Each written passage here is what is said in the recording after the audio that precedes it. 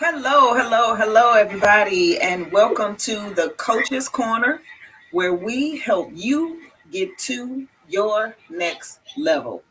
I'm Coach Cotton, and I am joined with my lovely co-partner right on the Coach's Corner, Coach Cotton. You just said you're Coach Cotton. Oh, I'm Coach Cotton. Look, I'm Coach Cotton today. Well, I'm I'm Coach. Hadassah. That's right, but I'm Coach Hadassah. And this Coach Cotton. Look, that's me in my head trying to introduce you first. I said, Look, I'll take it. I'll take it. I'll be Coach Hadassah any day. I'm okay with that. look, I'm like, you don't want this smoke. You don't want to be me. You don't want to be me. You don't want, Girl, don't no, I? you'll be like, Coach. No, I don't want to do this. I don't want to do this for another minute. That is hilarious. That is so hilarious. Oh yes, yes. Y'all, today is a good show. Well, welcome all of our followers to the Coaches. I'm Coach Kai, and she is Coach Hadassah, and we are so happy that you are joining us tonight on the Coach's Corner, where we are talking about unmuting the conversation about divorce. On last week, we was talking about how love just isn't enough, and then how after you come down off of your high, coach, your dopamine, your serotonin, your melatonin, and this euphoric feeling, and the reality sets in, now it's time for love to really kick in. But one of the main points that we made toward the end of last week's broadcast was divorce.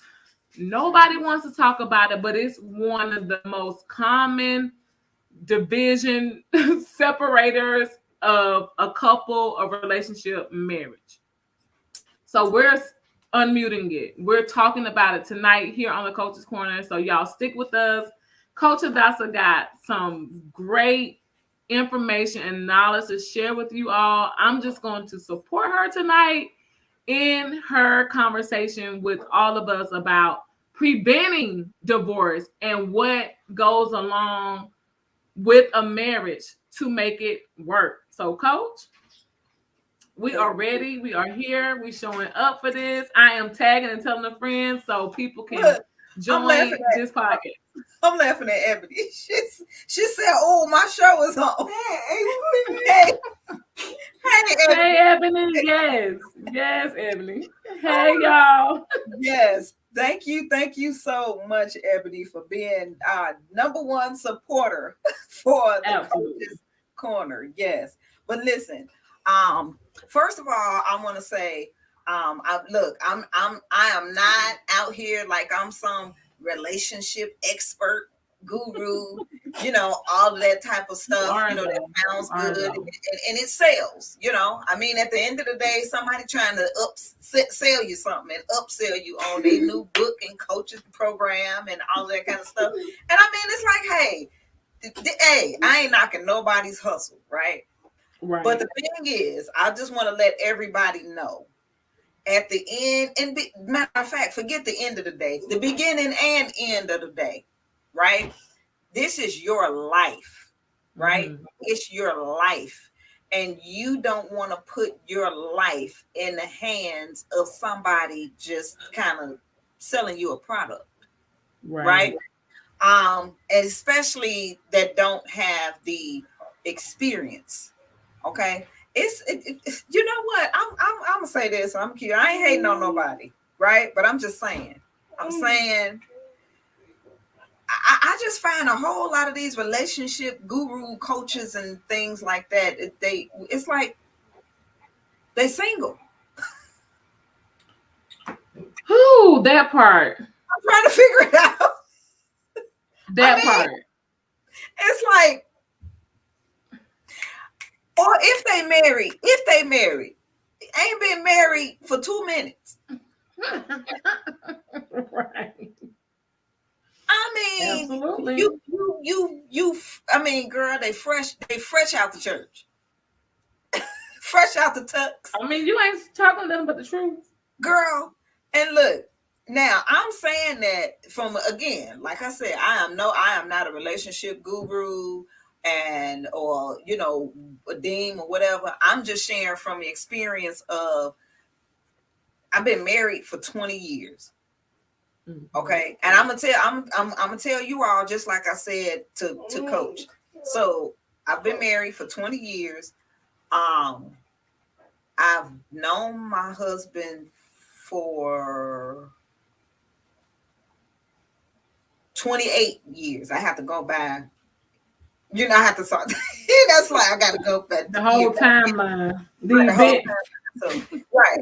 28 years, but we've been married, living in marriage for 20 of those years, right? And I tell folks today, it's like I was saying to coach, your relationship, your marital relationship, it's its own entity, right? It's its own live, like a child that's in growth and development. That's what a marriage is. It's like a child in growth and development. And so, because I do have, we have seven children, right? And I had three from previous relationship that I have 32, 33-year-olds, because they're twins, a 30-year-old, and then there's an 11-year gap. And then we got them 19, 17, 16, and 13. Okay. And I look at the growth and development of our children, and then the growth and development of the marriage according to the time frame. And I Right. promise you, the things that happen like during the growth and development stages of children, it's like the same stuff that happens in the growth and development of a marriage, Right. right? You got those, when it's a baby to about 7 or 8, or something like that, and it's so cute, especially the baby stage. It's like, oh, it's so cute. All of that, just like you would do with a baby. Like, oh, it's okay. You want to dress it up and doll it up and all of that, Right. right? It's the same thing with that marriage at that stage, and I don't care how old you are either. It don't matter. It don't matter if you young. I mean, like in your 20s or something, or your 30s. It doesn't matter if and you in your 40s and you get married. Maybe it's your first marriage in your 40s. Right. It's the second one in your 40s. That marriage to that person still takes on that formulation stages of like birth to those ages. And I mean, and it's cute, because what you do, you see somebody else's good little cute baby, and oh, that baby cute, but then I be seeing people that's like, I wish I had a relationship like y'all. It's 2 years old. It's 2 years old. We just coach just left. She dropped off. I don't know. She'll be back, but and it's all good because you like the babies and everything, but it's like it's new. Right? It's still in that nurturing stage where you have to protect it and train it and all of those types of things. You have to. So that's why I say I'm not a marriage relationship coach or anything like that. I'm just sharing. Okay. Um, just sharing based on the experience of years. Now, with 20 years, think of that as a young adult that's about to go out into the world, right? About to go out into the world. They're not 21. They can't legally drink yet, right? They trying to figure out what they want to do with their lives or careers or something like that. They trying to figure out credit and save money and all of that type of stuff. And if you got good parents and a willing child that would listen, then sit down and learn all of that stuff. Like, okay, well, this is this, and this how you go out there in the world and need the, those life skills. That's what you pretty much do in the marriage at that time frame, that mark in that 20 years or whatever. And I was looking at a video yesterday. I was looking at a lot of, it was Miles Monroe, may he rest in peace. He left a great legacy, but Coach and I were looking at something where he was touching on marriage and saying that love isn't enough. Now, we talked about that in part 2 last week, where it's like just love is not enough. And he was saying it in his talk. I wish I could play it. And we wanted to play some short clips, but the sound wasn't, we could barely hear it. So it was like, darn, we can't play it for the viewers.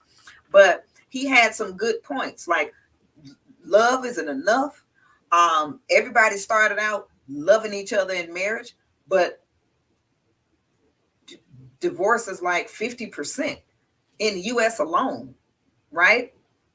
And so that doesn't keep it, right? What keeps it? We talked about that last week with the in the beginning stages of any like relationship and marriage and stuff like that. There's high levels of euphoria and dopamine that is going on within both people.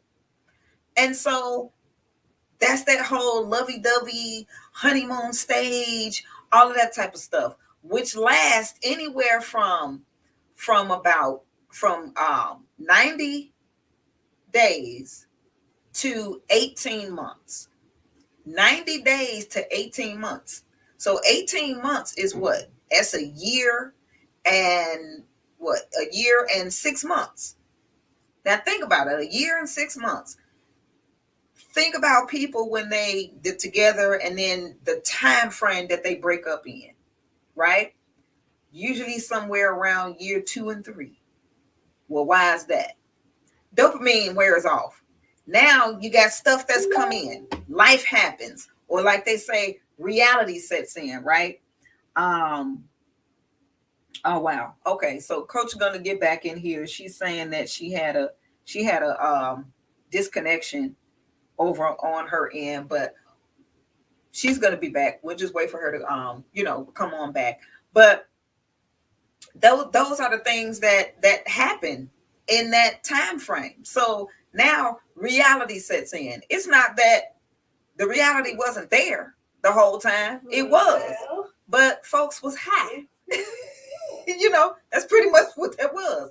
Folks was high on dopamine. That everybody, we all have that in our bodies. Okay, the 5 feel-good hormones: dopamine, oxytocin, serotonin, melatonin, the endorphins. And so all of those things have to be balanced out. And so when the dopamine levels, it's not that it wears off, is that the levels just start to settle. And if the bonding hormone of oxytocin, right? Oxytocin, melatonin, serotonin, and those other endorphins weren't, certain things that happened or transpired in the relationship didn't activate those feel good hormones while everybody was high off the euphoria and the dopamine, then now it seems like that the relationship is boring, so to speak. And then what comes, and we're talking about relationships and marriage, because again, marriage, it takes on its own entity. And I see a lot of that too. I've observed it. I've seen people who were married, and by year 3 they're divorcing. And then there's another milestone of divorce that happens about between the 5th and the 7th year. And then there's another milestone of divorce that happens at about the 10-year mark, 10, 15, whatever. And then there's another milestone of divorce that happens between year 20 to 25. Right? So I'm like Miles Monroe yesterday when I was watching him, and he was like, people out here, celebrating these, and there's nothing wrong to celebrate yourself, celebrate your relationship, celebrate, accomplishments, all of that kind of stuff. He said, but people out here like, oh yeah, I've been married for 10 years and married for this is that and the other. He said, you probably shouldn't be doing all of that until you hit about year 40. And I agree. I agree with him wholeheartedly. Well, why is that?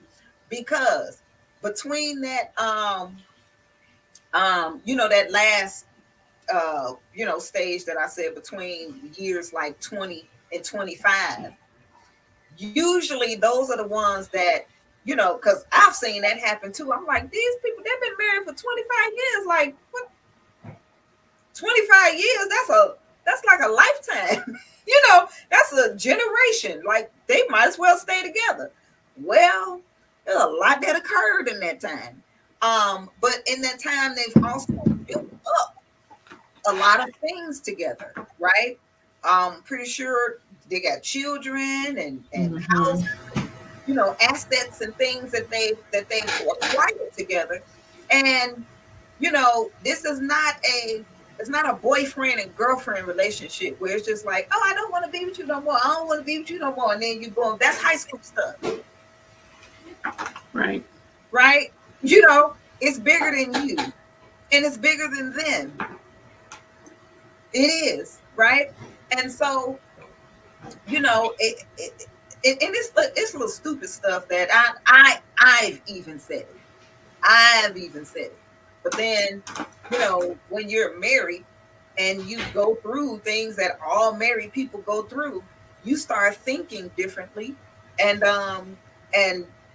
like a mature adult, right? And hopefully start behaving like one, right?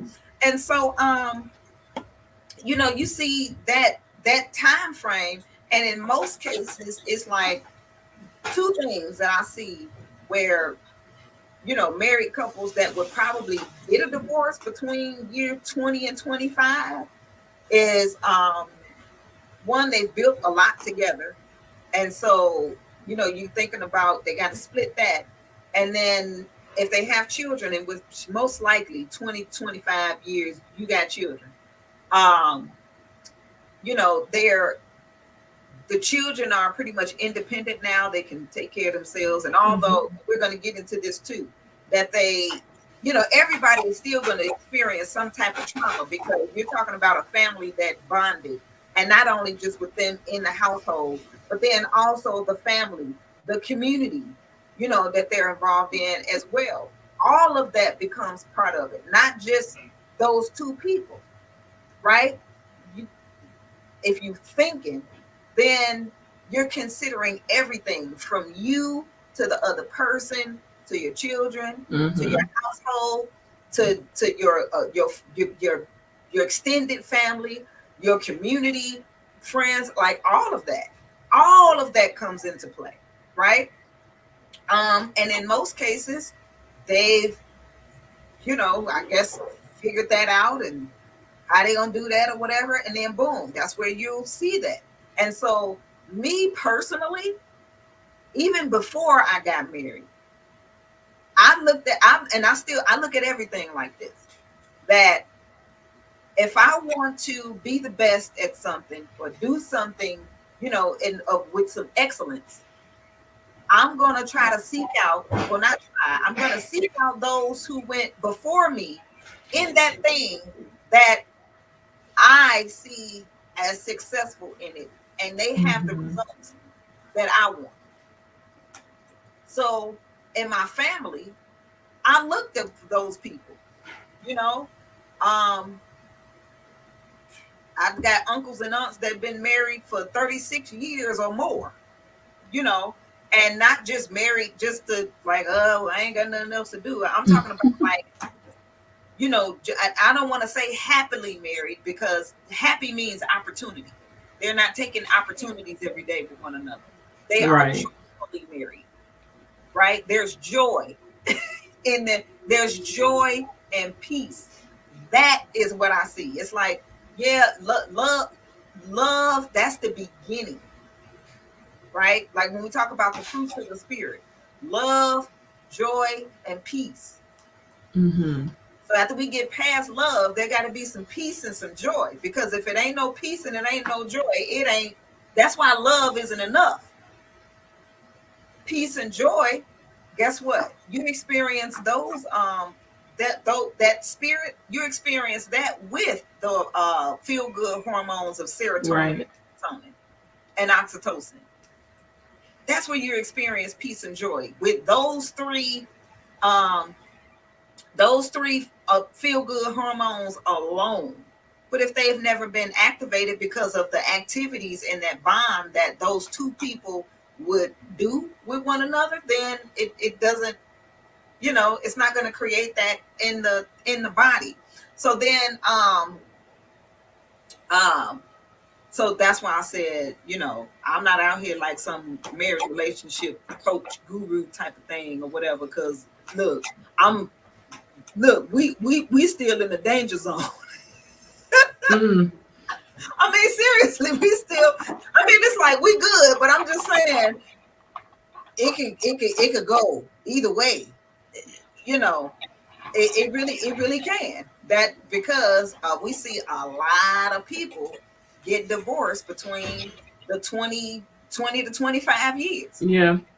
But yeah, got uncles, aunts, parents, all that kind of stuff that have stayed the course. And we've celebrated 40-year marriages and 40-year anniversaries and 50-year anniversaries. And that's what I've seen. That's what I look at, and that's who I would go get any advice from when it comes to marriage.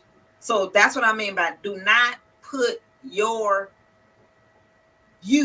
and your life in somebody's hands that's trying to sell a book.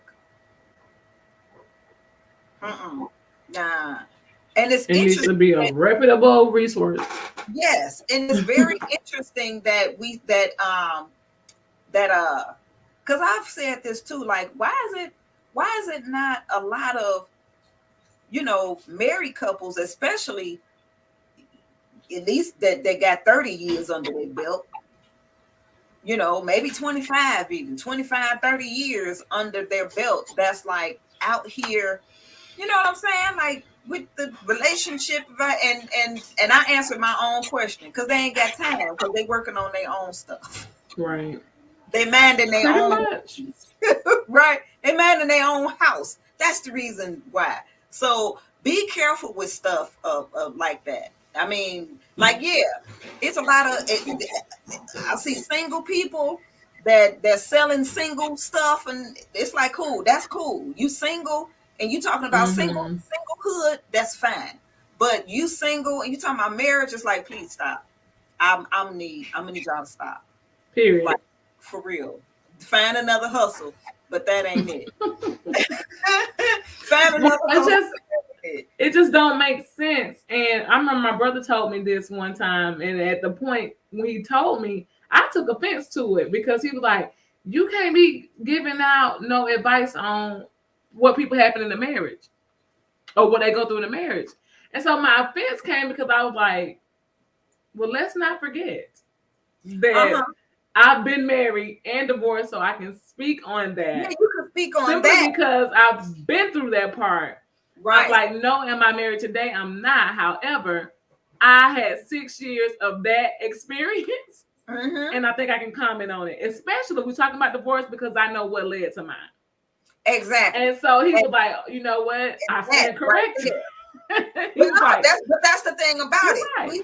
We talking about, what it takes to keep it right, and then what it takes in order to not lead to that, because it's like I've been down this road, so I could tell you what not to do because you don't want it. Like, yeah, you don't want to get there. You don't want to even come close to it. Exactly. But it just seems like, Coach, like, and I know it's this world system.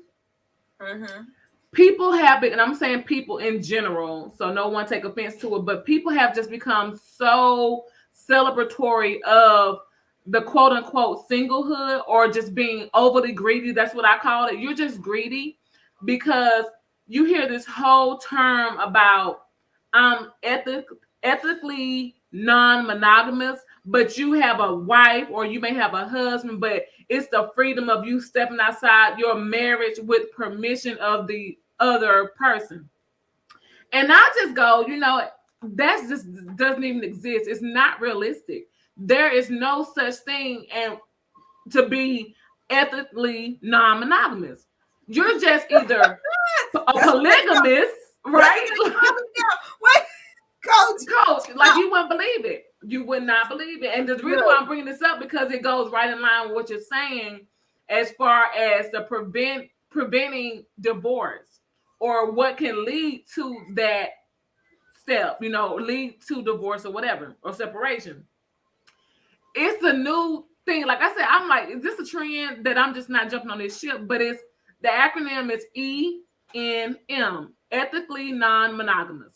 But these people are in a committed marriage on paper, contract agreement, license, and either one or the other or both parties have agreed to allow said person to step outside.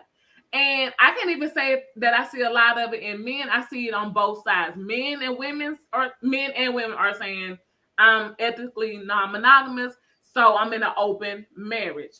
And I'm going, not possible. It's just unrealistic. It does not exist. That's something y'all made up and y'all think is cute.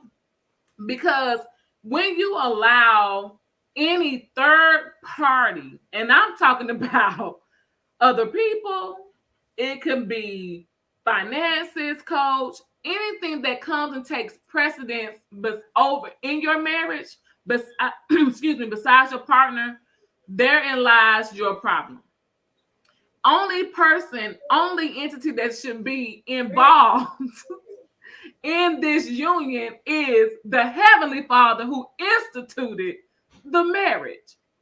But no one else or nothing else should come in to make you an adulterer. Because that's what you are. And I'm just going to call the kettle what it is. It's black. You're an adulterer. There's no such thing as being ethically non-monogamous. You're just a polygamist. Let's call it what it is. Or you're just sharing yourself with any and everybody. You have become greedy. That's why I just put it in the ratchet term. You're greedy. You want to do him, her, them, your wife, your husband, all these extras coming into something that meant to be mono, uni, one. And you know what I want to say to that point, because I hear, the talks about all of that, right? And then you'll have people grabbing for straws in the scriptures to justify. Oh yes. And but here's the thing about it, like, and I'll, because what do you say? Agree with your adversary quickly while they are in the way with you. And so it's like, oh yeah, I agree. Like, yeah, there was polygamy in the scriptures, and I'm gonna tell you who the first polygamist was in this, according to the scriptures. Cain. Yeah. Cain. He was the first one. The one that killed Abel. He was the first one. Why? Thanks. Because this is what people don't know. That when Eve gave birth, she gave birth to sets of twins. Cain was born with a twin, a female twin. And Abel was born with a female twin. Wow. This is going to go over people's heads, but please hear me out. Until a law is put against it, it is not a sin. Until a law is against it, it's not a sin. So at that particular time, there was no law. There was no law of, don't, be sexually intimate with your brothers or your sister or your such and such, so on. So that didn't come till later on down the line. Right. But in that age, because we have different ages, in that age, that was not a law. They had to be fruitful and multiply, right? And so when Cain killed Abel because of envy and jealousy, right, the works of the flesh, which is that behavior of envy and jealousy. He was envious and jealous of Abel's work. And instead of him going back to correct his own behavior, he didn't want to do that, and he killed his brother. And so that left his brother without a husband. I mean, that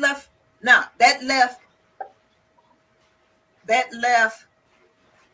Okay, Cain killed Abel, so that left that sister who was to be with Abel, left her without a husband. That's what I meant to say. So when the law was put against him, that like, look, you did that same thing is going to come back to you. So then this is when the law of what a lot of people call karma now, this is when that law of reaping and sowing or karma came, of, well, you killed him, right?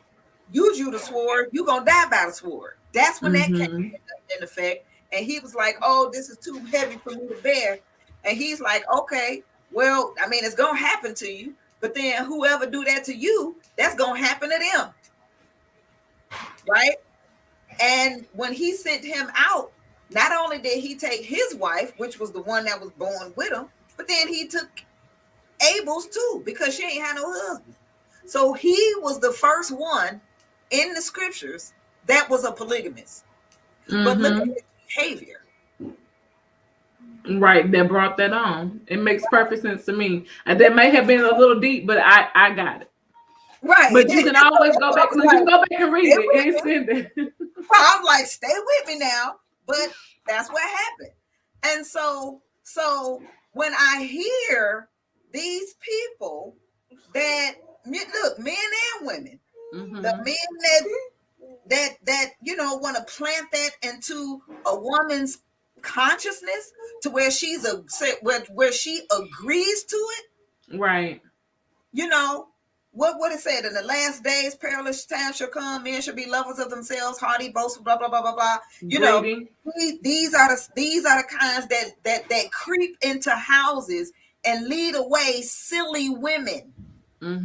Silly women laden or burdened with sin, burdened with who sin? Theirs, because they just implanted that in her mind to agree with it, right? In order to be like, oh yeah, it's okay. So it's like, hey, do you, right? Like, right. Man, you don't have to justify it to me. Like, yes, I do know that those people was in the Bible, they existed back then, and and even now, and all of that kind of stuff. But the way that Yahweh's system is set up is not like that one. He said the husband of one wife, not many. Mono means one. Poly means many. Many. The one that believes in many gods and many this and many that is the ones that's all into the poly, because it means right. And then the ones that believe in one, and Paul said that, he said there be lords many and gods many, but we know that there's only one. We know that there's only one. And so Joshua even said that in the beginning. In the beginning, when who was that that came up to him asking him about, well, you know, if just really trying to trip him up, you know, according to the law. That's really what they was doing. Just trying to trip him up and see what he gonna say, something against the law or whatever. And they was asking him about, you know, well, if this man was married to this woman and then he died, and then, you know, she married somebody else and then he died, and then she married somebody else and then he died, then in the afterlife, whose wife would she be? Just stupid stuff that they was asking, just trying to see. And Joshua just sitting up there like, I ain't even got time for this today. Like, they is trying my patience, right? They testing me. And so he was like, listen, in the afterlife, we don't do this type of stuff. You know what I'm saying? Like, in the spirit. This stuff is what goes on here. But we don't do that in that next realm. And he's like, he asked him something. It was something with that about putting away your wife and to go get another whatever. And then he was like, oh, that's what he asked him. He asked him about the divorcement. about divorce, which was what we talking about. That if your wife is not pleasing to you or whatever, that you put them away for any cause or whatever. If they're not pleasing to you, that's what Moses said we could do. And Joshua said, because of the hardness of your hearts, Moses allowed you to put away your wives. But in the beginning, well, what was the beginning? Adam and Eve, where it was only one man and one woman, right? In the beginning, that was not so. I'm trying to take y'all back to the beginning, and y'all stuck on 50,000 people that you want to do whatever with, right? And so, and he said, but then here's the thing. Here's the kicker. Because according to the law, that's what Moses, Yahweh gave Moses that law. That, check it out though. Okay, so there was a law that if your wife is not pleasing to you, okay, if she don't cook the food like you want it cooked, or wash the dishes the way you want it, she ain't dropping it like it's hot like you want it, or what this is that and the other. I mean, pleasing to you, right? Now, instead of you being bitter against her, just divorce her. Give her a piece of paper that say you are free to go.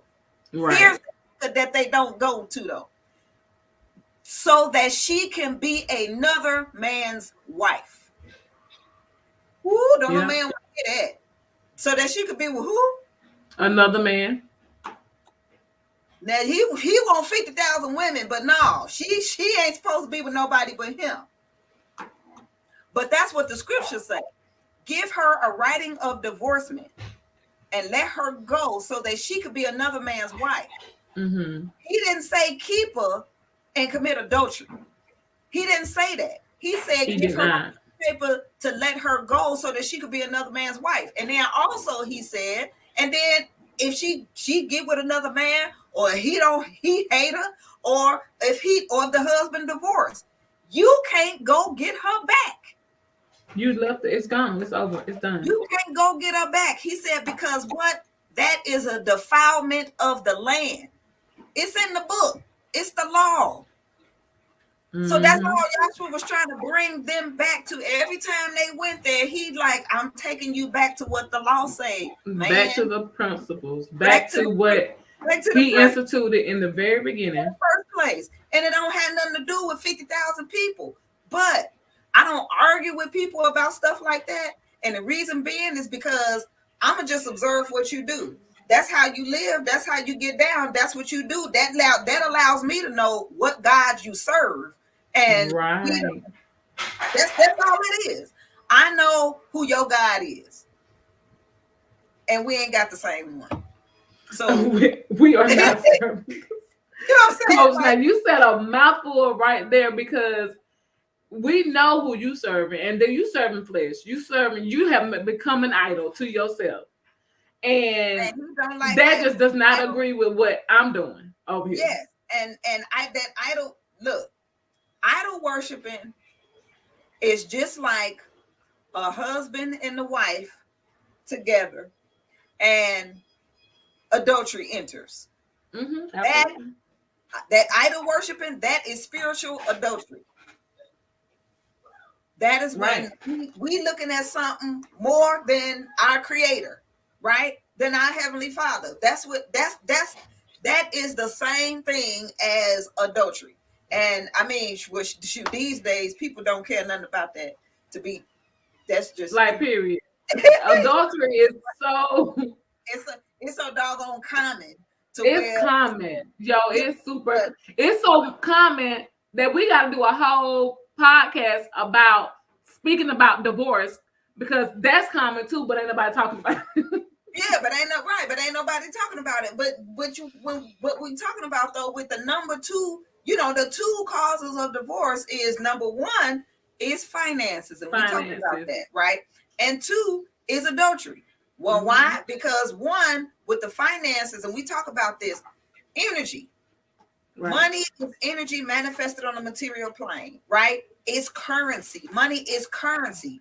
What is a current, or what is currency? It's energy. You putting your energy in the wrong place. It need to be where you committed to, but because you was high on dopamine or whatever, it wore off. Now you feel like you boring, or I mean, you know, all that kind of stuff. This ain't what I really wanted. I ain't think this was bad because you don't came out of that euphoria. Right. And not looking at right now. the realness of everything. You know, that life happens. You know, life happens. So folks taking vows and lying through their teeth because yes, it is. You know, and you know, through look, I'm sitting up here like, what's the vows? You know, through sickness and health, right? Or death do us part, girl. Bye. Let somebody not have no money. Like for real. You ain't gonna think about no love, no death on the part. You're gonna think about you better get this bill paid. We're gonna sit down and work this out, and then you know, well, how we could do this, or we right, we, because it's two, we could do this or we could do that. All of a sudden it's like, you know, well, okay, well, you ain't got this, and that and the other. So I done seen somebody, honey, I done seen some stuff. I done seen some stuff. We're talking about sickness and health. Yeah, you know, through sickness and health, and let somebody get sick, girl, will leave you high and dry. You're right. Why you sick? I done seen it. Because that's a real thing, and we're laughing, but this is happening. It's happening. Once that fantasy wears off, right. Once that fantasy gone, coach, there ain't nothing to sustain that union. There's nothing there to push you to go forward. And like we talked about last week, this is when love really supposed to show up. That's when love, but then it doesn't show up. Yeah, love shows up where the dopamine and all of that kind of stuff wears off. And like we said before, like because we talked about the, you know, the trauma that divorce causes, and that's another thing too. Absolutely. You know, because it is traumatic. It's traumatic. I mean, it's a slow decline, first of all, in the marital relationship, and then it ends in divorce, and then people end up right back in another relationship like cat quick, as if. I don't even understand that part. I've been divorced for 10 years. 10 years. And I have yet to remarry. And I'm going, let me make sure all that is out before I invite somebody else in. And I was married for 6 years. So I'm like, okay, Michelle, I think you got it all out. However, you got to be well within you, because now you have the brokenness of that union. And now you want to try to bring that into something else so quickly when you have not even healed from a 6-year, 10-year, 15-year marriage. Right. How can you, and your youngest child is 3 years old and you just got divorced, how on earth are you ready to enter into anything new? Not. I'm just saying. Not without, and see, this is, and it's a lot of stuff that we could do on our own, but it's a lot of stuff that you need to go get some professional help. You know, I always look. I am not a licensed clinical psychologist. I am not a licensed clinical psychotherapist, but I work closely with them. Right, like the things that they would set out to help to implement. I'm the person that is called in to be the accountability partner to coach the person through, because they're just going to give them the set of things to do, but it's up to that person to do them. So, you know, us as coaches, it's like we're personal trainers. You know what I'm saying? That's gonna make sure that this person is, you know, these check-ins, and they're doing this and doing that. And so I always recommend therapy. You need therapy. Period. All day. They need therapy. You know, the husband, the ex-husband, the ex-wife, the children, y'all need that, man. You need therapy separately. You need the children need therapy. They need it separately. and then together as a family, but that's acting as a family in a different dynamic. Because, and especially if Right. you have children, if you have children, I mean, come on now, everybody has to get used to a different dynamic. Right. Right.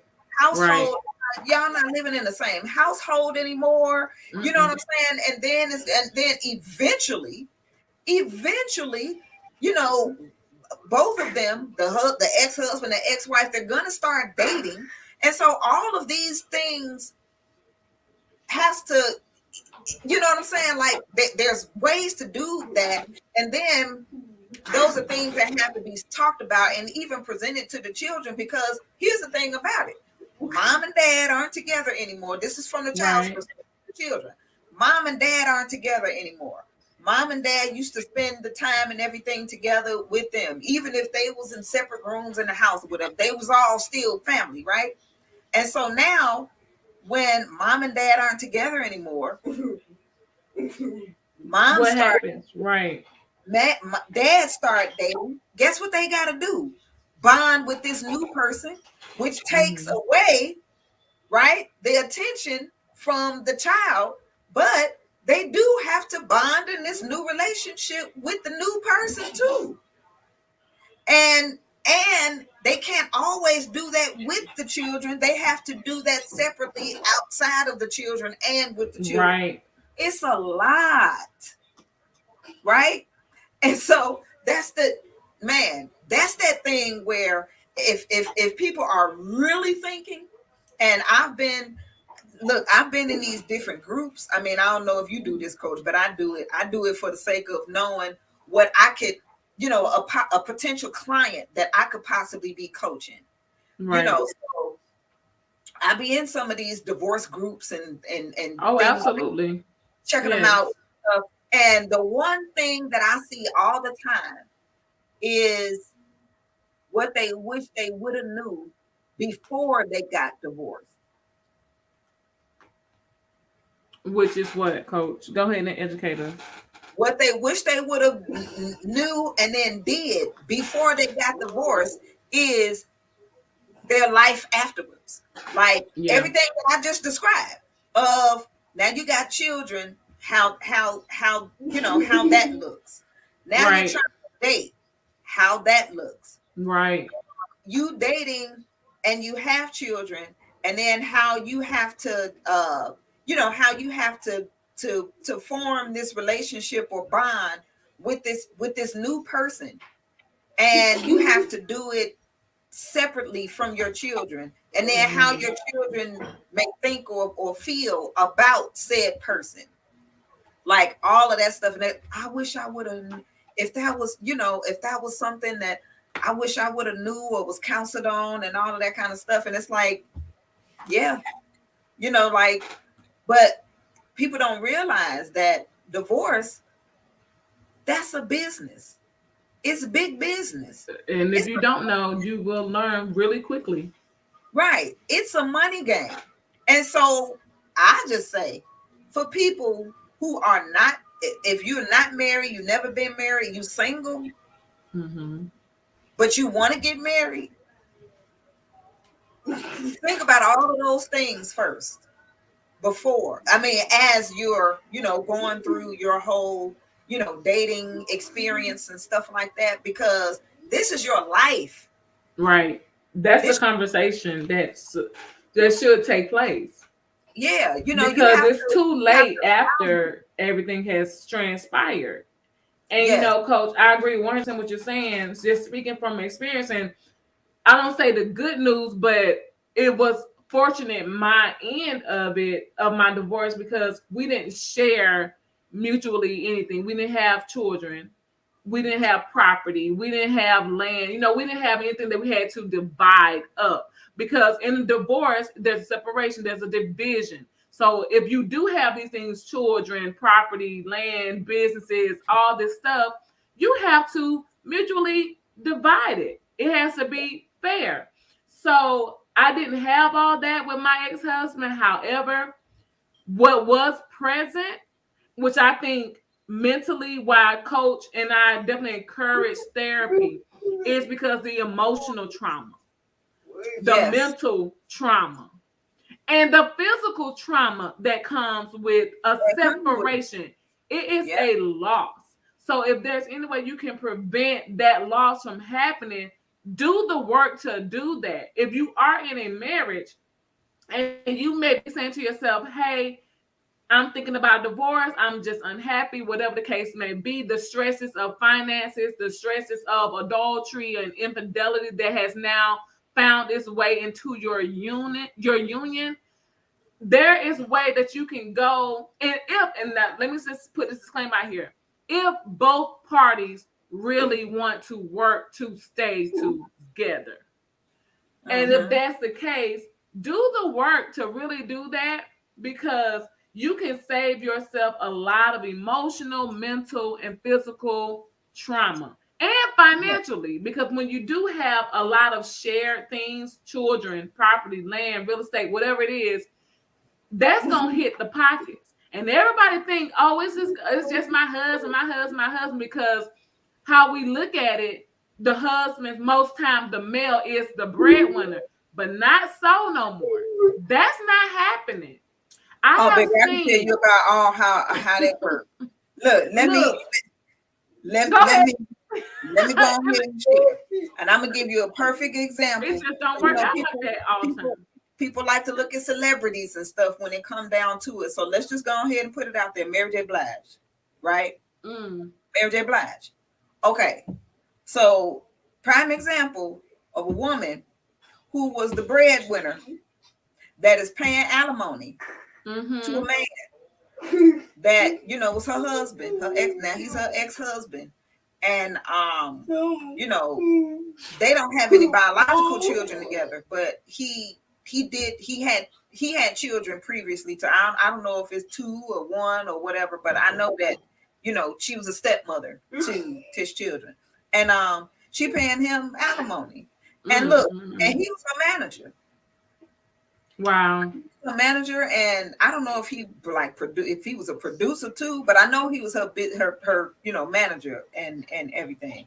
And so it's like, I don't want to laugh at it, but I'm just saying, like, he's her business manager, and and she paying him alimony.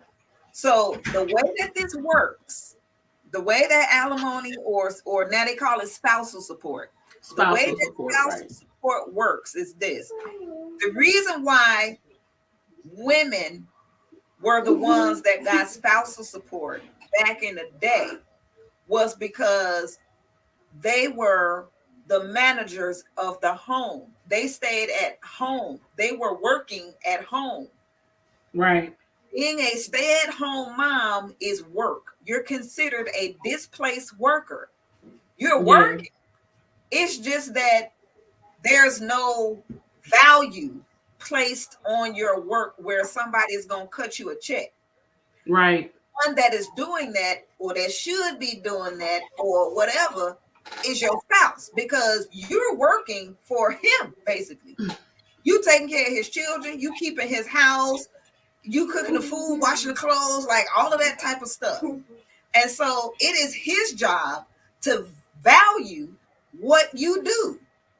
And of course, it's not coming out in a paycheck or whatever, but back then, the husband bought her clothes, like everything she had, because she wasn't naked nowhere. So he bought her clothes. He got her hair done. He bought her shoes. He bought her maxi pads and makeup and just her upkeep, because that's what she did in the home.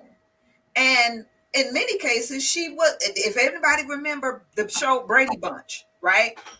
Carol Brady was a stay-at-home mom to 6 children, and she had a housekeeper. Right. So not only is he keeping her up, but he's hiring help, because it's like, okay, she can't do this all by herself. It's not even realistic. It's not even realistic. Right. And and that is the mindset of wealthy people that do that. They still operate that today. And so, but again, that is because in most cases, the woman was the one that was at home, and he was out being the breadwinner. So that's why, if a divorce occurred, it was more than likely that she was going to be the one to get alimony or spousal support, because he got to keep up the same standard of living that she had prior to their marriage. So now things have changed in these days and times, right? More women are working now. They're working, they got high powered careers and this, that, and the other. And so now it's not like, you're going to be a woman making all of this money and then you get a divorce and then your husband going to pay you spousal support when he make $2 at Popeye's Chicken. That's not happening. It's just not. Right? Cannot right now, Coach. You're going to be the one. Right? And sister, look, me and sister both on now. Like, why you gotta be at Popeyes for $2? I'm just saying, because the thing is, the reality of the situation is, it's always going to be someone that makes a little bit less than the other spouse, right? And if they have children, the thing is, with whoever is the one that is tending more to the children, because that dynamic is going to happen. There is one of the parents or the spouses that's going to be taking care of the kids, because the kids need taken care of. Okay. Right.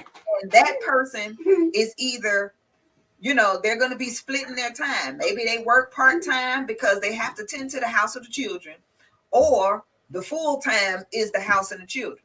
Right. Now, men are stay-at-home dads these days. Absolutely. And then the woman is the one that's the high-powered breadwinner. And so if they were to get divorced, guess what? She is going to pay their spousal support. That's just the way it works. So it's not a man-woman thing. It's who is the breadwinner and who is with the children. Because the way the courts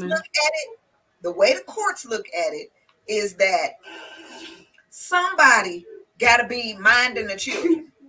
I know parents these days don't be minding the children. Seriously. A lot of them do not.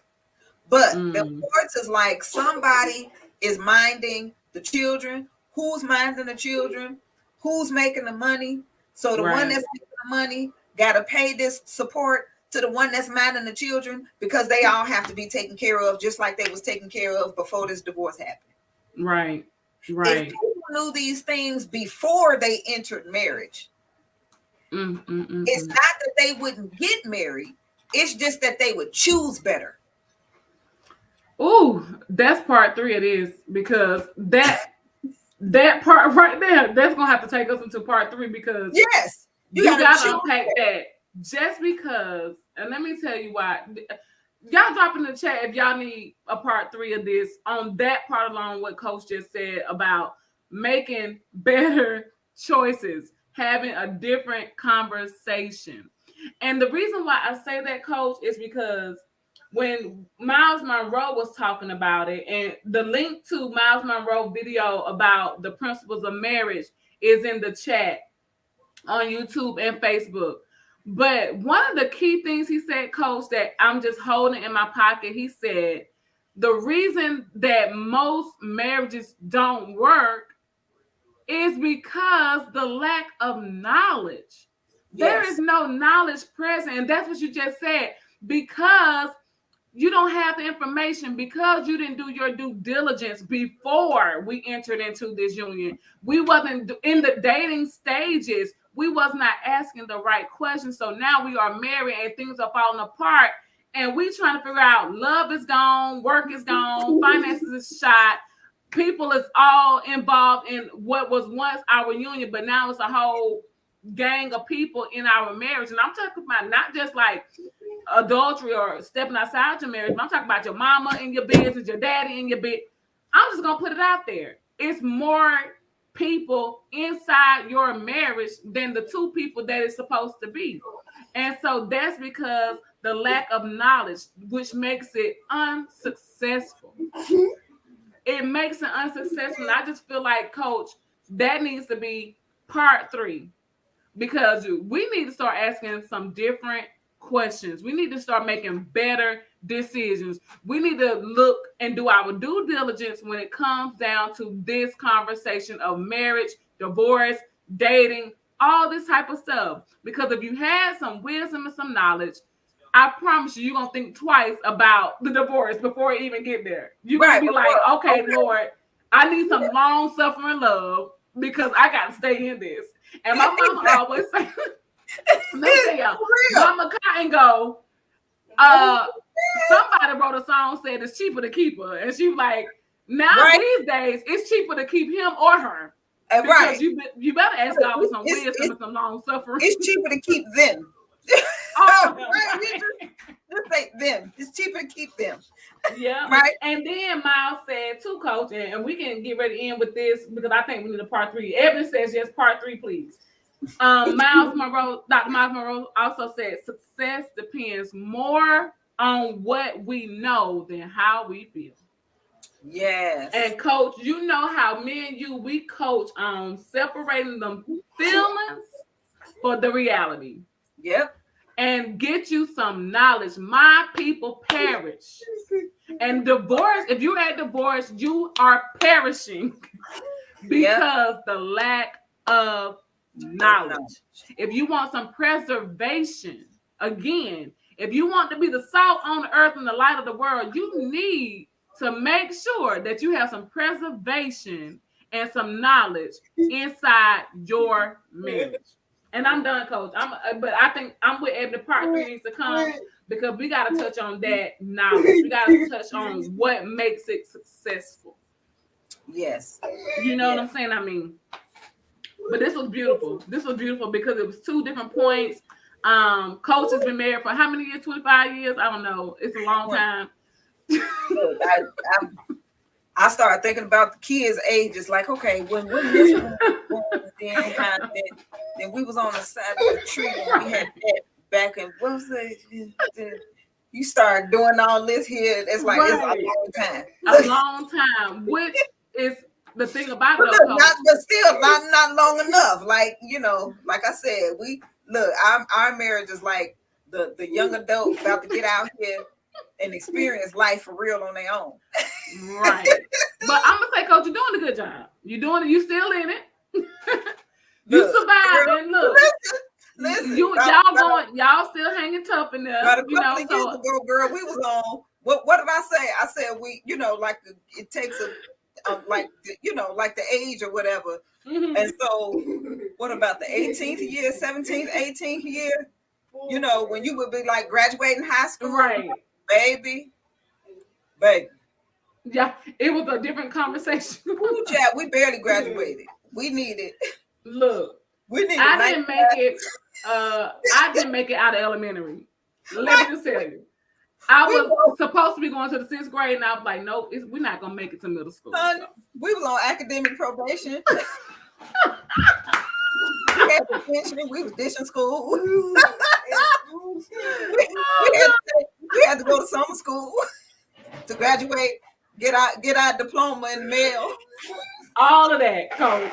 Look, and at least look, you stuck with it. You did your work, you did your therapy. Y'all still in it. Y'all still going strong. I was just like, right. God didn't tell me to do this. God didn't tell me. Like, we look, barely made it out of high school. Like, are we going to college? Are we going? We need to go to community college. That's what we need to go. We got to start off at the 2 years. We need to go to trade school first. Then we gonna go to community college. Y'all had to take up a vocation. Girl, we had to take up a vocation. Well, look, let me stop laughing. At least you made it, Coach. I was like, we're gonna have a 5th grade education because it's over. It's it. This it. By year 6, I was like, oh yeah. God, I hear you clearly. I'm out. You didn't ordain this union. The Bible says, what God put together, let no man put asunder. I had to go to my good book. You didn't put this together. You didn't put this together. Oh man. This has gone asunder. Like, this is over. We can go ahead and call the time of death on this. It's over. No resuscitation. We not bringing it back to life. And I had no wisdom back then. And again, child, do your work, research, ask the right question. But look now, coach, and as we go into part 3 for next week, today, at almost 40 years old, I'm asking a whole different set of questions. Oh yeah. I'm asking them questions that don't nobody want to ask, like, what's your credit score? What's your faith? Because when this love run out, are you gonna be here? What are you into? Do you want concubines? Because I don't do concubines. I'm a one woman man, and I need a one man woman. So look, how many are you working your job? I need you to be in transition on your job. I need you to be stable. Are you happy in your career? Like, it's a whole set of questions coming. Girl, sister back here about to fall out the chair. Look, sister, it's a whole new. Like, I got a whole list. Like, do you want kids? If you don't want kids, do you have kids? What they mama like?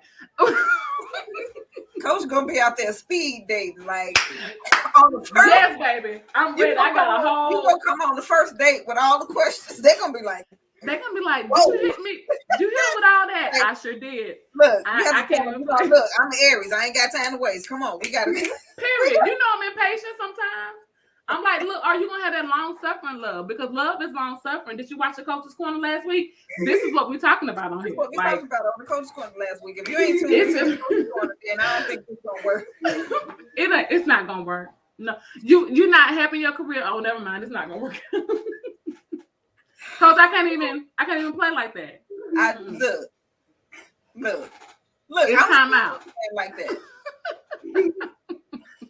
And I am married. Cause you said I'm married and I'm still not playing. It's like we got to get to the hard question. All of that. Yes, Melinda, exactly. Credit score, background check. I'm talking about the whole nine. You know, what I need the secrets, where your heart at. And do we need to ask God to expose it, reveal it? Because what you do in the dark gonna come to the light, and I need to see the light before you doing all that hidden stuff. I ain't got time. Evan said, slow down, Coach. I'm trying to write all those down. You're gonna have to catch the replay. Call me, Ebony. Call me, girl. I got my list, girl. I got a list. Don't worry. Okay, y'all. We look, because we clowning. just go here and be clowning, okay? And that people don't really like watching hour-long right videos. so 40 minutes. Right. So make sure you tune in to part 3 because this is a part 3 because we do. Because y'all gonna crack up at what I did. Like, seriously. Before when I knew that I was intentionally dating. Mm-hmm. Intentionally dating, with the intention of marriage. You date differently, even. Period. And I ain't had no rules for everybody, other people. I had rules for myself.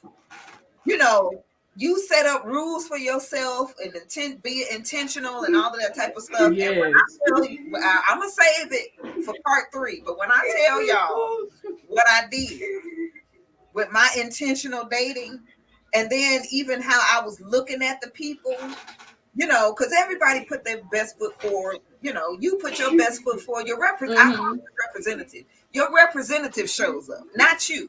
It's a representative. Right. That's what shows up. And it's like, and because I knew that, I wanted to look past all of that, and I did. There was a certain thing, and I'm not going to tell you what it is. There was a certain thing that I had in my head when I was dating and looking at people. And it just made them look different. Because, as far as being a woman, dating. Don't give it to us, Coach. Do not give it to us, because that's going to be part 3. And, they're going to be, charming, funny, charismatic. You got this thing that I'm going to tell you that you have to put in your head is going to cut through all of that. Yes. It's like, it's cool that you funny. Ha, ha, ha. Yeah, it's cool that you charismatic. You know what I'm saying? But the way I'm seeing you right now, it's gonna flip the switch. And y'all, and Coach, they say after about 30 to 60 days, the representative goes away, and you see the goes away.